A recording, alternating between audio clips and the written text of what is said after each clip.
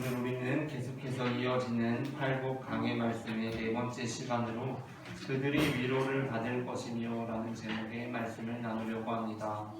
전해지는 말씀 가운데 하나님의 은혜가 있으시기를 바랍니다. 아멘. 팔복의 첫 번째 복 그리고 두 번째 복은 서로 밀접한 관련을 맺고 있습니다. 그것은 우리가 누가복음에 기록되어 있는 팔복의 병행 본문을 보게 될 때 보다 명확해집니다. 우리가 지금 나누고 있는 팔복의 말씀은 누가복음에는 팔복의 형태가 아니라 사복, 사화의 방식으로 기록되어 있습니다. 네 가지 복, 네 가지 화에 대한 메시지입니다. 누가복음 6장 20절부터 26절 말씀입니다. 다 함께 본문을 합독하겠습니다. 예수께서 눈을 들어 제자들을 보시고 이르시되 너희 가난한 자는 복이 있나니 하나님의 나라가 너희 것이며 지금 줄인 자는 복이 있나니 너희가 배부를 것이며 지금 우는 자는 복이 있나니 너희가 웃을 것이며 인자로 말미암아 사람들이 너희를 미워하며 멀리하고 욕하고 너희 이름을 악하다 하여 버릴 때에는 너희에게 복이 있도다. 그날에 기뻐하고 뛰놀라. 하늘에서 너희 상이 큼이라. 그들의 조상들이 선지자들에게 이와 같이 하였느니라.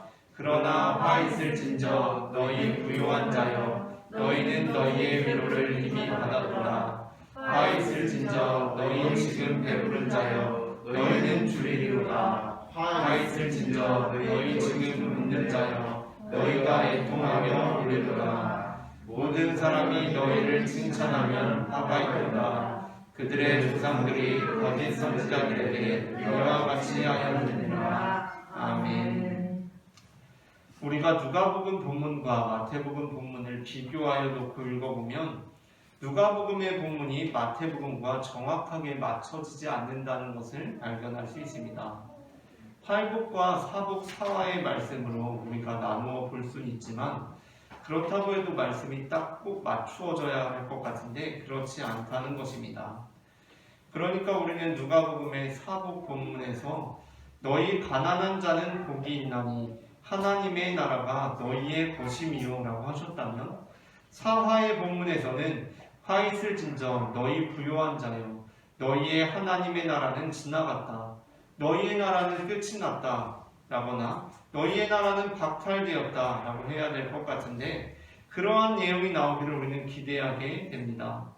또한 마태복음에 익숙한 우리는 만일 누가복음의 사화 본문에서 너희의 위로를 이미 받았도다 라는 구절이 나온다면 그것은 지금 오는 자에 대비되는 자들로서 지금 웃는 자들에 대한 화해 선언으로 나오게 될 것이라고 기대합니다.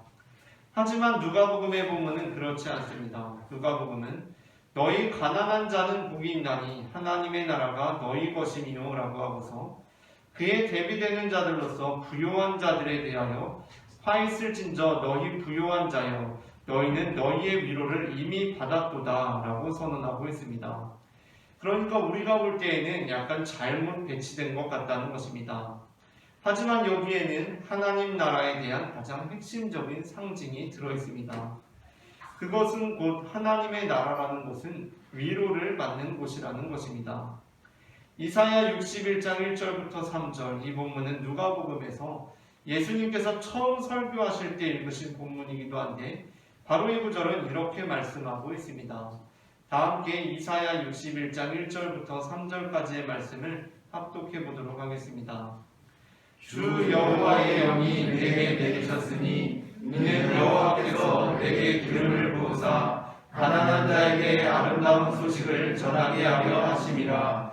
나를 보내사 마음이 상한 자를 고치며 포로된 자에게 자유를 갇힌 자에게 도입을 선포하며 여호와의 은혜의 해와 우리 하나님의 보복의 날을 선포하여 모든 슬픈 자를 위로하되 무릇 시온에서 슬퍼하는 자에게 평안을 주어 그 죄를 대신하며 기쁨의 기름으로 그 슬픔을 대신하며 찬송의 옷으로 그 근심을 대신하시고 그들이 의의 나무 곧 여호와께서 심으신 그 영광을 나타낼 자라 일컬음을 받게 하려 하심이라. 아멘.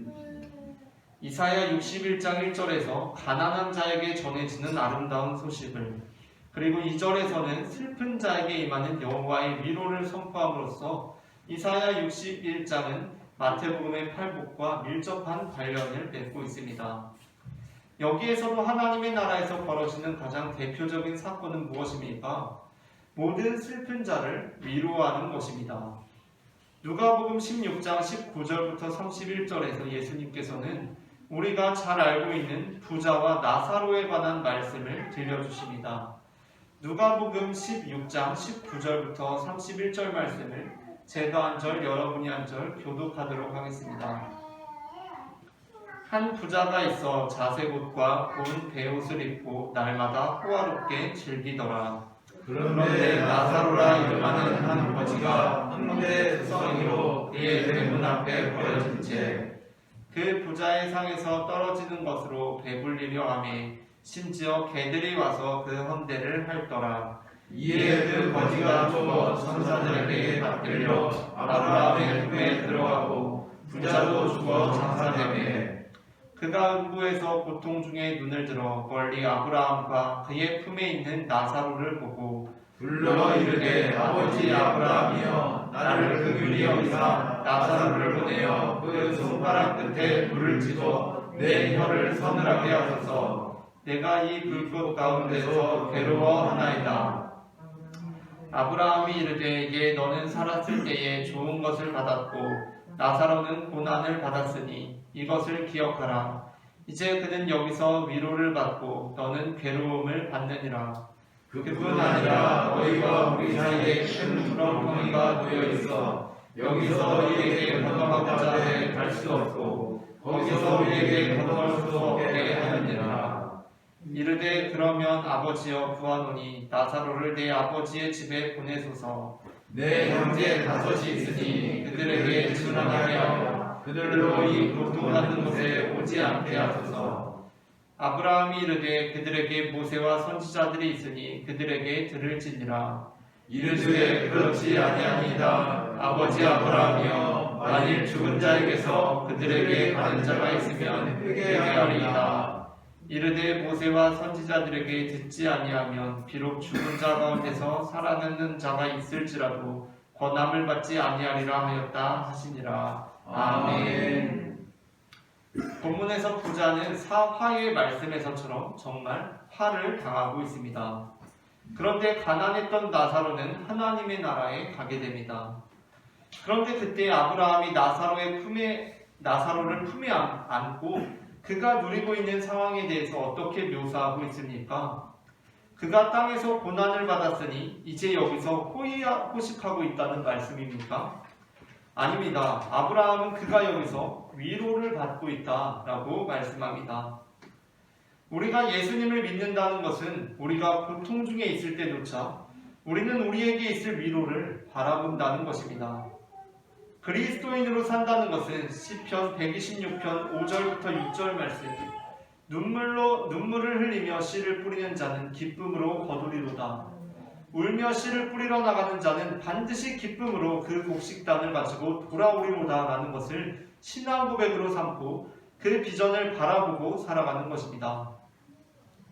우리가 마태복음 5장 4절 애통하는 자는 복이 있나니 그들이 위로를 받을 것이미요 라는 말씀이나 누가복음 16장 19절부터 31절의 본문을 유심히 읽거나 깊이 생각해보지 않으면 우리는 은연중에 그것이 예수님을 믿을 때 벌어질 일이라고 생각하기 쉽습니다. 그러니까 우리는 애통하는 자도 예수님을 믿으면 그에게 복이 있나니 그들이 위로를 받을 것이미요 라고 읽게 된다는 것입니다. 부자와 나사로의 비유로 설교를 하면서도 본문에는 있지도 않은 나사로가 예수님을 잘 믿어서 나중에 아브라함의 품에 들어가게 되었다고 설교하기도 합니다. 하지만 우리가 본문을 유심히 읽고 깊이 생각해보게 될 때 우리에게 당혹스러운 점은 본문상에 이러한 암시가 전혀 없다는 것입니다. 애통하는 자는 예수님을 믿기 때문이 아니라 애통하는 자이기 때문에 복이 있나니 그들이 위로를 받을 것이고 나사로 역시 예수님을 믿었기 때문이 아니라 그가 살았을 때에 고난을 받았기 때문에 아브라함의 품에 들어가게 되었다는 것입니다. 그렇다면 어떻습니까? 예수님에 대한 우리의 믿음은 구원에 대하여 아무런 효력이 없는 것입니까? 그렇지 않습니다. 우리는 예수님을 믿음으로 구원을 받은 사람들입니다. 그러나 우리는 예수님을 믿는 것이 구원의 조건이 되는 것이 아니라 예수님을 믿는 것이 구원 그 자체가 됨을 이해할 수 있어야 합니다. 우리는 예수님을 믿는다는 것이 예수님께서 죽음을 이기시고 사흘 만에 부활하셨다는 사실을 믿는 것이라고 생각하곤 합니다. 또 예수님께서 동정녀 마리아의 몸에서 탄생하셨다는 사실을 믿는 것이라고 생각하기도 합니다. 물론 우리가 예수님을 믿는다는 것은 그러한 메시지들을 포함합니다. 그러나 예수님을 믿는다는 것은 또한 예수님께서 우리에게 주신 말씀을 믿는 것입니다. 로마서 10장 16절부터 17절입니다. 다 함께 로마서 10장 16절부터 17절 말씀을 합독해 보도록 하겠습니다. 말씀을 합독하겠습니다. 그러나 그들이 다 복음을 순종하지 아니하였도다. 이사야가 이르되 주여 우리가 전한 것을 누가 들었나이까 하였으니 그러므로 믿음은 들음에서 나며 들음은 그리스도의 말씀으로 말미암았느니라. 아멘. 그렇다면 예수님께서 주신 말씀이란 무엇입니까? 애통하는 자는 복이 있나니 그들이 위로를 받을 것이미요 라는 말씀입니다. 또한 부자와 나사로에 관한 말씀입니다.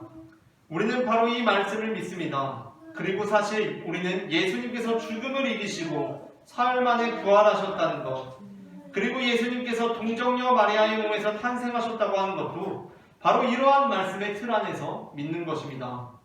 그렇게 될 때 예수님을 믿는 것은 구원의 조건이 되는 것이 아니라 예수님을 믿는 것이 구원 그 자체가 됩니다.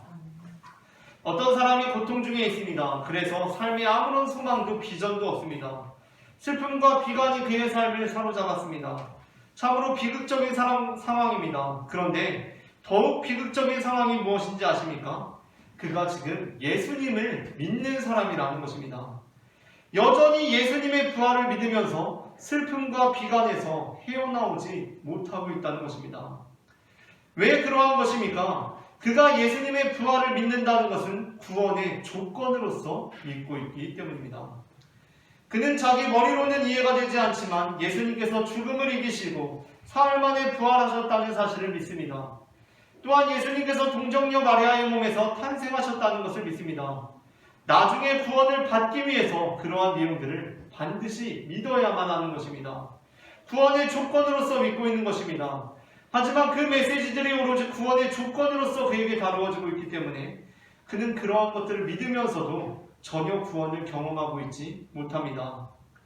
반면 어떠한 사람은 고통 중에 절망에 휩싸일 뻔했지만 애통하는 자는 복이 있나니 그들이 위로를 받을 것이미요 라는 말씀을 들었습니다.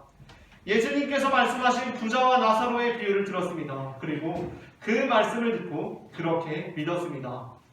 내가 지금은 고통 중에 있지만 나에게 예비된 복이 있을 것이다. 내가 위로를 받는 날이 있을 것이다 라고 믿었습니다. 그때 이 사람은 내가 지금 겪는 이 고통은 영원한 고통이 아니라 일시적인 것일 뿐이며 완전한 절망이 아니라 임시적일 뿐이라는 것을 알게 되었습니다. 이것이 바로 믿음이 우리의 구원의 조건이 되는 것이 아니라 믿음이 구원 그 자체가 되는 사건입니다. 많은 비그리스도인들이 기독교의 진리가 믿기에 너무 어려운 것이라고 낙담합니다. 아니 어떻게 예수님이 죽었다가 사흘 만에 다시 부활하며 동정녀의 몸에서 탄생할 수가 있느냐는 것입니다. 우리는 그 진리를 보물처럼 여기고 있지만 믿어지지도 않는 그 진리를 억지로라도 믿으라고 강요하는 사람들이 아닙니다. 왜냐하면 그 믿음은 우리가 강요한다고 믿을 수 있는 것이 아니라 하나님의 때에 하나님께서 베푸시는 은혜의 선물로 받게 될 것이기 때문입니다. 다만 우리는 그가 고통 중에 있을 때, 그래서 삶의 모든 소망을 잃어버리고 삶을 포기하려고 할 때 결코 자신의 삶에 비전이 있다고 믿을 수 없는 현실이 있더라도 이러한 상황 속에서 자신의 삶에 비전이 있다고 믿는 것은 어쩌면 예수님이 사흘 만에 죽었다가 다시 살아나셨다는 것을 믿는 것보다 더 어려운 일일 것입니다. 바로 그러한 상황 속에서 우리는 당신을 향하신 하나님의 계획과 위로가 있을 것이며 지금 이 고통과 슬픔이 일시적이고 임시적인 것이라는 것을 제발 믿으라고 호소하는 사람들입니다. 이것은 예수님의 부활과 동정녀 탄생에 대한 복음과 동일한 복음입니다. 요한계시록 21장 3절부터 4절의 말씀입니다. 다 함께 요한계시록 21장 3절부터 4절의 말씀을 합독하도록 하겠습니다. 내가 들으니 보좌에서 큰 음성이 나서 이르되 보라 하나님의 장막이 사람들과 함께 있으며 하나님이 그들과 함께 계시리니 그들은 하나님의 백성이 되고 하나님은 친히 그들과 함께 계셔서 모든 눈물을 그 눈에서 닦아주시니 다시는 사망이 없고 애통하는 것이나 목욕하는 것이나 아픈 것이 다시 있지 아니하리니 처음 것들이 다 지나갔음이로라. 아멘. 이 말씀을 믿으시기를 바랍니다. 우리의 지금의 고통, 지금의 슬픔, 우리 주님께서 위로하시고 우리의 눈물을 닦아주실 것입니다. 이는 우리 주 하나님께서 우리가 지금 겪고 있는 슬픔과 무관하지 않으며 우리의 모든 애통을 잘 알고 계신다는 것을 의미합니다. 우리가 예수님의 부활을 믿는 것, 궁정녀의 탄생을 믿는 것만큼이나 어려운 것이 우리가 고통 중에 있을 때 이 고통이 극복되리라는 믿음입니다. 그러나 예수님께서 하신 말씀, 애통하는 자에게 복이 있나니 그들이 위로를 받을 것이며 라는 그 말씀을 통하여서 우리에게 있는 환난들을 모두 이겨내고 그 위로의 날을 사모하는 모든 성도들이 되시기를 소망합니다.